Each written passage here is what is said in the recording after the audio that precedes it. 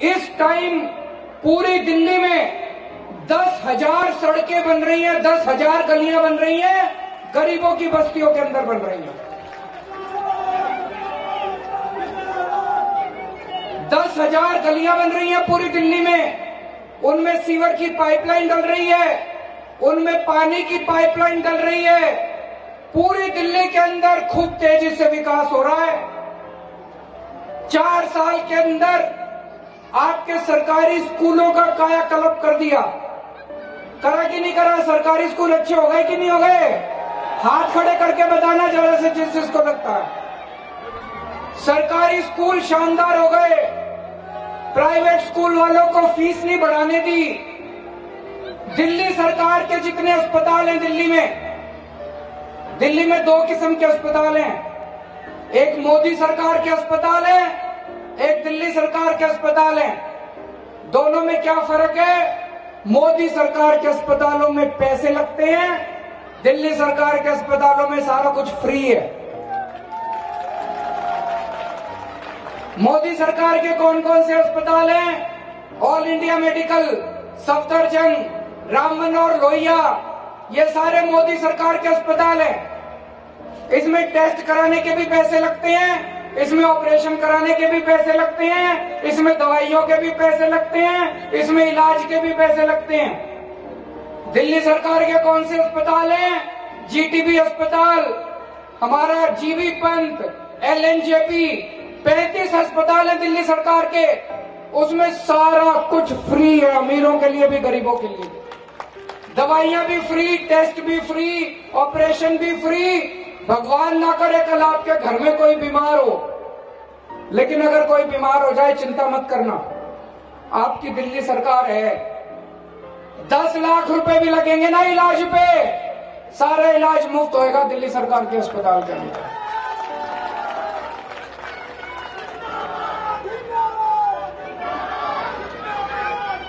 आज पूरे देश में सबसे सस्ती बिजली दिल्ली वालों को मिल रही है। हमारे पहले 15 साल जब शीला दीक्षित थी, हर साल बिजली के रेट बढ़ा करते थे। आज दिल्ली में 200 यूनिट तक गरीबों के लिए 1 रुपया यूनिट बिजली कर दी। 1 रुपया यूनिट पूरे देश में कहीं नहीं है। सबसे सस्ती बिजली दिल्ली में मिल रही है। और अब सारी दिल्ली में अगले हफ्ते से सीसीटीवी कैमरे लगने चालू हो जाएंगे, गली गली के अंदर, पूरी दिल्ली के अंदर। लेकिन दोस्तों, पिछले 4 साल में केंद्र सरकार ने, मोदी सरकार ने हमारी नाक में दम करने में कोई कसर नहीं छोड़ी। जितने काम हम करते हैं, हर काम में टांग अड़ाते हैं, हर काम में टांग अड़ाते हैं। हम सीसीटीवी कैमरे लगाना चाहते हैं, वो नहीं लगाने देते। दिल्ली की एक अजीब परिस्थिति है। दिल्ली में जितने काम दिल्ली सरकार करना चाहती है, सारे कामों की परमिशन केंद्र सरकार से लेनी पड़ती है। हम दिल्ली में स्कूल बनाना चाहते हैं, हमें केंद्र सरकार से परमिशन लेनी पड़ती है। हम दिल्ली में मोहल्ला क्लिनिक बनाना चाहते हैं, हमें केंद्र सरकार से परमिशन लेनी पड़ती है। हम आपकी पाइपलाइन बनाना चाहते हैं, पानी देना चाहते हैं, सीवर देना चाहते हैं, हमें केंद्र सरकार से परमिशन लेनी पड़ती है। बाकी राज्यों में ऐसा नहीं है। हरियाणा के लोग अपनी सरकार चुनते हैं। हरियाणा की सरकार स्कूल बनाना चाहे वो खुद बना सकती है, उनकी फुल पावर है, उनको केंद्र सरकार से परमिशन नहीं लेनी पड़ती। पंजाब सरकार अगर अस्पताल बनाना चाहे, उनको परमिशन नहीं लेनी पड़ती। उड़ीसा की सरकार सीसीटीवी कैमरे लगाना चाहे, उनको केंद्र सरकार से परमिशन नहीं लेनी पड़ती। दिल्ली सरकार को हर काम की परमिशन लेनी पड़ती है, और ये परमिशन देते नहीं है। एक एक काम के लिए मेरे को लड़ना पड़ा इन लोगों से, एक एक काम करने के लिए इनसे लड़ना पड़ता है। हम सीसीटीवी कैमरे लगाना चाहते थे, इन्होंने 3 साल तक हमें मंजूरी नहीं दी। पिछले साल मनीष सिसोदिया जी को और सतिंदर जैन जी को, जो हमारे मंत्री हैं, एलजी हाउस के अंदर घुस के 10 दिन तक भूखे रहना पड़ा, 10 दिन अनशन करना पड़ा। तब जाके इन्होंने फाइल साइन करी सीसीटीवी कैमरों की। आपके लिए, आपके सीसीटीवी कैमरों के लिए हमारे मंत्री 10 दिन तक भूखे रहे। ऐसे तो सरकार कैसे चलेगी भाई साहब?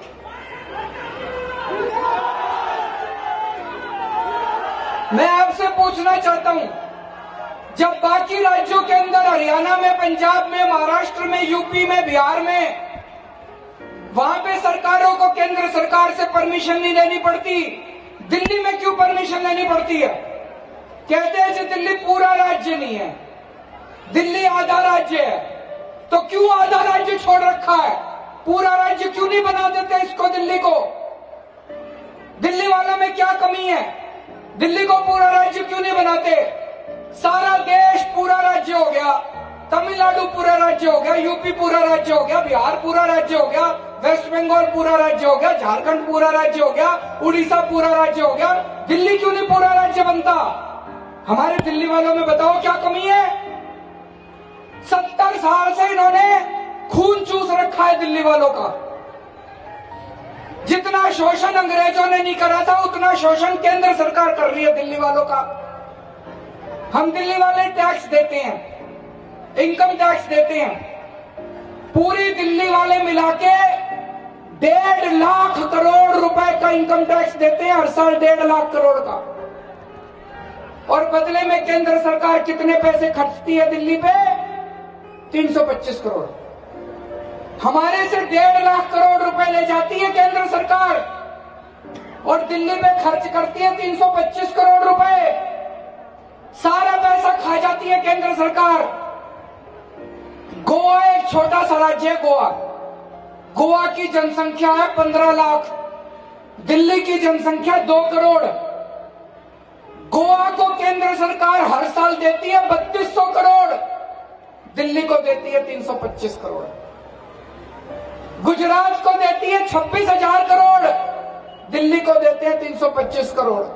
और सबसे ज्यादा टैक्स पूरे देश में दिल्ली वाले देते हैं, 1.5 लाख करोड़ रुपए का टैक्स देते हैं सबसे ज्यादा, और हमको देते हैं 325 करोड़। अंग्रेज भी यही किया करते थे। अंग्रेजों से अपने को क्या समस्या थी? अंग्रेज भी यही किया करते थे। अंग्रेज हमारे देश से टैक्स इकट्ठा करते थे और लंदन ले जाया करते थे। हमारे देश को खून चूसते थे, लोगों का खून चूस चूस के टैक्स इकट्ठा करते थे और लंदन ले जाते थे। आज ये केंद्र सरकार भी यही कर रही है, हमारा खून चूस के और वहां पे केंद्र में ले जाती है। दोस्तों, 70 साल पहले बाबा साहब अम्बेडकर ने संविधान बनाया था। उन्होंने संविधान में लिखा था, एक आदमी का एक वोट, चाहे आदमी हो चाहे औरत हो, एक आदमी का एक वोट, चाहे अमीर हो चाहे गरीब हो, एक आदमी का एक वोट, चाहे हिंदू हो चाहे मुसलमान हो, एक आदमी का एक वोट, चाहे वो यूपी का हो चाहे बिहार का हो, चाहे वेस्ट बंगाल का हो, चाहे उड़ीसा का हो, चाहे तमिलनाडु का हो, एक आदमी का एक वोट। और इन्होंने क्या कर दिया? दिल्ली वालों का आधा वोट। दिल्ली वालों की आधी चलती है, दिल्ली की सरकार आधी सरकार, दिल्ली आधा राज्य। हमने क्या कसूर कर दिया? दिल्ली वालों ने क्या कसूर कर दिया? ये तो बेइज्जती की बात है ना भाई साहब, ये तो अपमान की बात है। गलत है कि नहीं? हाथ खड़े करके बताना, हमारे साथ अन्याय हो रहा है कि नहीं हो रहा? लड़ोगे नहीं लड़ोगे पूरे राज्य के लिए? आज इनसे लड़ के मैं इतने काम करा रहा हूं, लेकिन भाई साहब कई सारी ऐसी समस्याएं हैं जिनका तब तक समाधान नहीं होगा जब तक दिल्ली पूर्ण राज्य ना बन जाए। आज दिल्ली के अंदर हमारी बहू बेटियों के साथ रोज आए दिन गलत काम हो रहे हैं। हमारी महिलाएं दिल्ली में सुरक्षित महसूस नहीं करती। 6-6 महीने की बच्चियों के साथ बलात्कार हो रहे हैं। इनको क्यों किसी का डर नहीं है? जितने दरिंदे घूम रहे हैं, जितने लफंगे घूम रहे हैं, लोफर घूम रहे हैं, इनको किसी का डर नहीं है। क्यों नहीं है इनको डर? हमारे घर में कुछ हो जाए, गली में कुछ हो जाए, कोई चोरी चकारी हो जाए, आप किसके पास जाते हो? पुलिस के पास जाते हो। पुलिस आपकी सुनती है? पुलिस आपकी सुनती है? क्यों नहीं सुनती? पुलिस किसी की नहीं सुनती। क्यों नहीं सुनती? जब पुलिस आपकी नहीं सुनती, आप क्या करते हो? अपने विधायक के पास आते हो। आपने तो इसको चुना था, आप अपने विधायक के पास आते हो।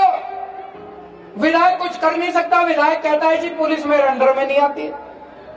आप मुख्यमंत्री के पास आते हो, मुख्यमंत्री कुछ कर नहीं सकता जी, पुलिस मेरे अंडर में नहीं आती। तो पुलिस किसके अंडर में आती है? प्रधानमंत्री के अंडर में आती है।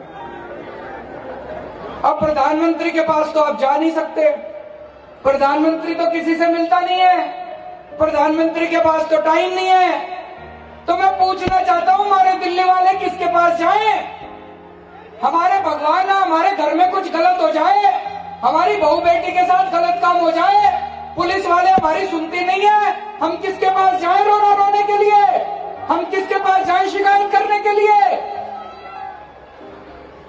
दोस्तों, दिल्ली पूर्ण राज्य बनेगी, पुलिस आपके विधायक के अंडर में आएगी, पुलिस आपके मुख्यमंत्री के अंडर में आएगी।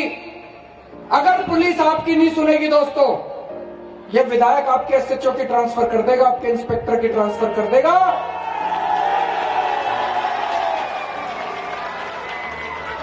पुलिस को आपकी सुननी पड़ेगी, उसके बाद पुलिस को जनता की सुननी पड़ेगी, उसके बाद पुलिस सीधे जनता को रिपोर्ट करेगी, पुलिस आपको रिपोर्ट करेगी। और एक